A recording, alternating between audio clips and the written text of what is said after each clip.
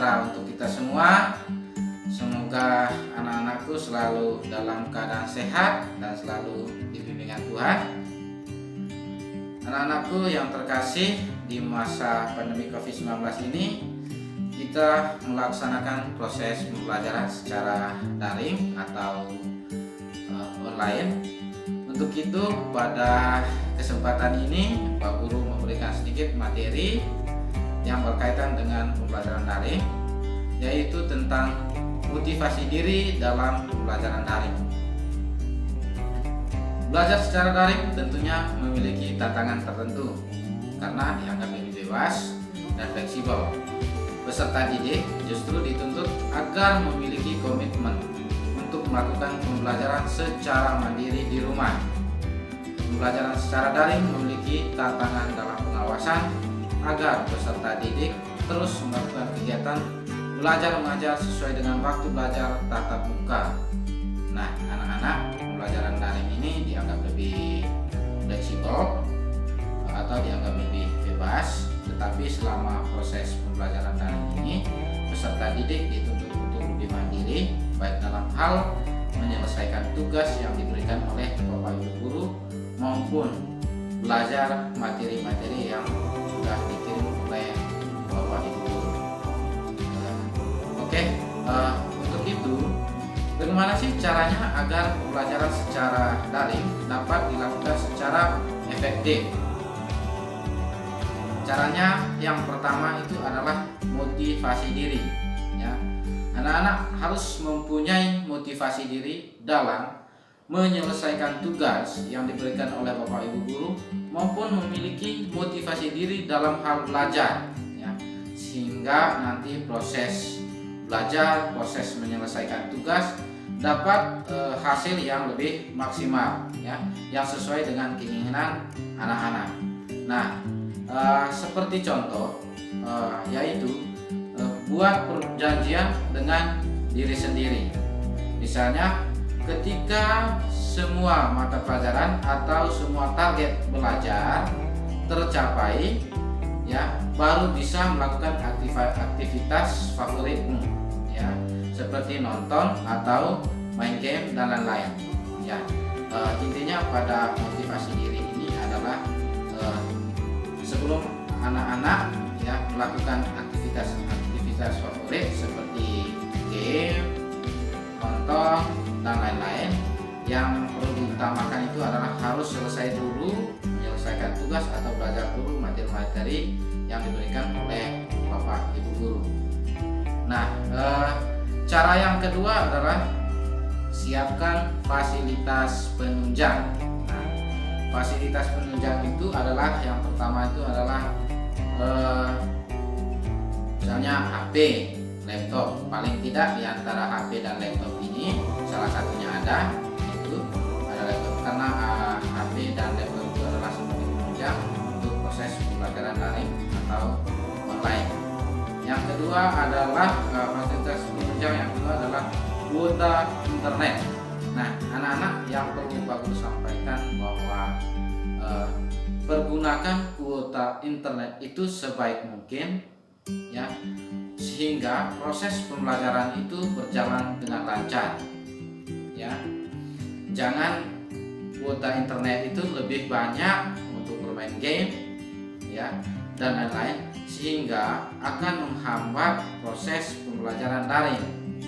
Nah, untuk itu hasil proses pembelajaran daring nanti tidak maksimal ketika kuotanya hanya lebih banyak ke game, tapi tidak mementingkan untuk pembelajaran daring yang sebagai tugas pokok oleh peserta didik. Ya, intinya manfaatkan kuota internet itu dengan baik untuk menyelesaikan tugas-tugas yang diberikan oleh Bapak Ibu guru, untuk memberikan sebuah pertanyaan-pertanyaan kepada Bapak Ibu guru. Tentunya kuota itu adalah untuk pembelajaran daring. Nah, cara yang ketiga itu adalah atur waktu, ya, atur waktu sebaik mungkin. Nah, atur waktu selama proses pembelajaran daring atau online dengan sebaik mungkin, baik itu dalam mengerjakan tugas yang diberikan maupun belajar materi yang diberikan oleh Bapak Ibu guru. Nah, kalau kita belajar dari pengalaman semester lalu, yaitu selama 3 bulan, yaitu bulan Maret, April, Mei, ya. Selama 3 bulan itu kita melaksanakan proses pembelajaran daring, ya. Di situ banyak kendala yang pertama atau masalah yang pertama itu, ya, masih ada anak-anak yang terlambat mengumpulkan tugas, ya. Dan yang kedua adalah menyelesaikan tugas itu tunggu ditagih oleh Bapak Ibu guru. Dan yang ketiga, bahkan ada anak-anak yang tidak mengirimkan tugas. Nah, ini yang membuat Bapak Ibu guru kewalahan untuk menginput nilai sehingga nanti ada nilai rapor. Ya, untuk itu anak-anak gunakan waktu sebaik mungkin, ya, untuk menyelesaikan tugas-tugas yang diberikan oleh Bapak Ibu guru. Dan ada juga masalah berdasarkan pengalaman 3 bulan yang lalu selama proses belajar daring, ya. Begitu mau input ke nilainya ke rapor, baru ada anak-anak yang mengirimkan tugas. Nah, itu yang menjadi sebuah masalah nanti yang membuat proses menghambat dalam input nilai oleh Bapak Ibu guru. Nah, cara yang keempat itu adalah pahami rencana belajar. Agar efektif, maka jika kamu diminta belajar materi A dan B, maka harus dijalankan tugas itu, maksudnya, ya.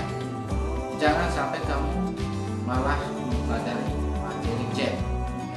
Contohnya hari ini adalah hari Senin.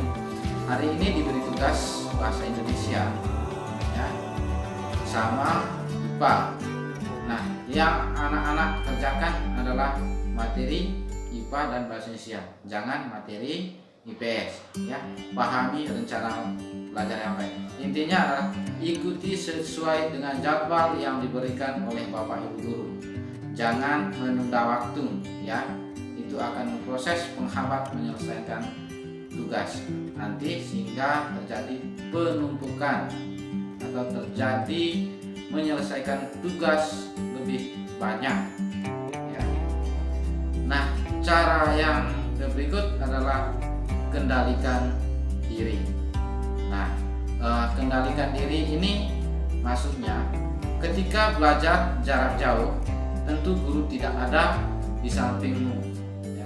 Maka harus bisa mengendalikan diri dengan benar-benar belajar, bukan malah untuk main game, nonton TV, atau main handphone terus-menerus. Jika kamu ikut pembelajaran online, maka harus ikuti dengan baik, sebab kalau tidak ikuti maka kamu bisa tertinggal atau materinya akan menumpuk seperti tadi yang saya bahas di poin nomor 4, ya. Ketika kamu atau ketika anak-anak, ya, menunda dalam menyelesaikan tugas, nah, itu akan menumpuk. Nah, ketika menumpuk, menyelesaikannya dalam tempo waktu yang singkat, itu akan membuat anak-anak stres, yang membuat anak-anak frustasi, ya. Sehingga proses belajar tidak maksimal dan hasilnya juga tidak maksimal. Untuk itu, kendalikan diri dengan baik dalam hal bermain game, nonton TV, dan libur-libur untuk dalam hal proses menghambat pembelajaran online. Cara yang keenam adalah update pengumuman. Nah, jangan lupa untuk gabung di grup WhatsApp kelas, ya. Jangan lupa bergabung di grup WA kelas, maksudnya, ya, untuk mendapatkan informasi atau pengumuman terbaru. Sebab bisa jadi ada jadwal tambahan materi atau informasi penting, ya. Jangan lupa untuk bergabung di WA, ya, di WA grup kelas masing-masing. Ya. Jangan sampai nanti di situ ada jadwal yang berubah, ada tambahan materi yang diberikan oleh Bapak Ibu guru, atau informasi penting yang berkaitan dengan pelajaran daring. Cara yang ketujuh adalah komunikasi dengan pengajar atau guru dan teman-teman. Ya, ini juga sangat penting untuk menunjang dalam pelajaran daring. Meskipun Anda belajar dengan jarak jauh dari pengajar, bukan berarti anak-anak bebas bersantai, ya, dan menunda tugas yang diberikan. Tetap jaga komunikasi dengan pengajar dan teman belajar. Selain itu, Anda juga bisa melaporkan tugas setiap harinya kepada pengajar, ya, meskipun tidak didampingi oleh Bapak Ibu guru secara langsung, tetapi Anda juga bisa menyelesaikan tugas sesuai dengan waktu yang ditentukan, ya. Bahkan Anda juga harus bisa, ya, melaporkan tugas setiap harinya kepada pengajar, ya, atau kepada Bapak Ibu guru.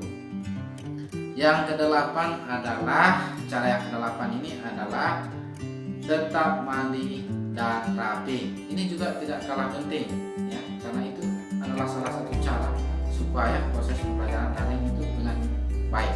Ya, usahakan anak-anak tetap bangun pagi dan mandi pagi, ya, karena jika tidak mandi akan berpengaruh pada mood kamu untuk belajar.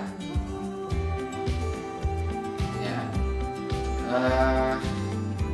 ketika anak-anak, ya, bangun pagi terus langsung belajar tidak mandi, itu akan membuat pelajarannya tidak nyaman dan tidak mood. Kecuali kalau anak-anak begitu mau bangun pagi, mandi, ya, persiapkan diri dengan baik dalam hal untuk mempersiapkan belajar, itu pasti moodnya lebih baik dan bermanfaat untuk anak-anak. Anak-anakku yang terkasih, mungkin ini sedikit tips yang disampaikan oleh Pak Guru selaku guru bimbingan konseling di SMP Kakasima Mataram. Ya, sebelum berakhir, saya menyampaikan salam semangat, salam sukses. Jangan lupa yel-yelnya DJTM, disiplin, jujur, terampil, mandiri.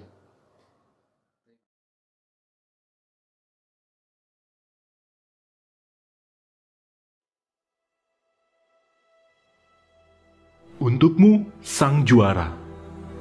Sebelum Anda terlahir ke dunia, saat masih berada di dalam rahim ibunda tersayang, sejatinya Anda adalah seorang pemenang. Anda adalah sang juara yang berhasil membuahi sel telur mengalahkan 250 juta sel lainnya. Anda adalah sang penakluk yang telah berhasil mengatasi beratnya tekanan kompetisi. Sungguh agung kuasa Tuhan Sang Pencipta. Segala puji dan syukur kita panjatkan selalu atas anugerah dan kebaikannya yang tak terbatas. Keberadaan Anda saat ini merupakan bukti kasih dan kemurahannya. Anda adalah mahakarya Sang Pencipta. Tapi seiring waktu berjalan, Anda seolah berubah. Di tengah rutinitas dan hingar-bingar kehidupan, Anda seolah lupa siapa diri Anda dahulu. Anda seperti kehilangan kepercayaan diri. Seringkali Anda merasa ragu, merasa bukan siapa-siapa, bukan apa-apa. Sahabatku, ketahuilah betapa sesungguhnya Tuhan mengasihi Anda. Bangun dan bangkitlah. Perjalanan masih panjang. Syukuri setiap hembusan nafas Anda. Jantung Anda berdetak tanpa henti, tak mengenal lelah.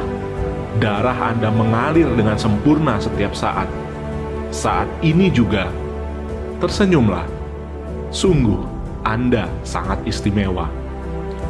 Bangun dan bangkitlah. Tanyakan dalam hati, apa rencana istimewa Tuhan menghadirkan Anda ke dunia ini? Apa yang dapat Anda berikan bagi dunia untuk menjadikannya lebih baik?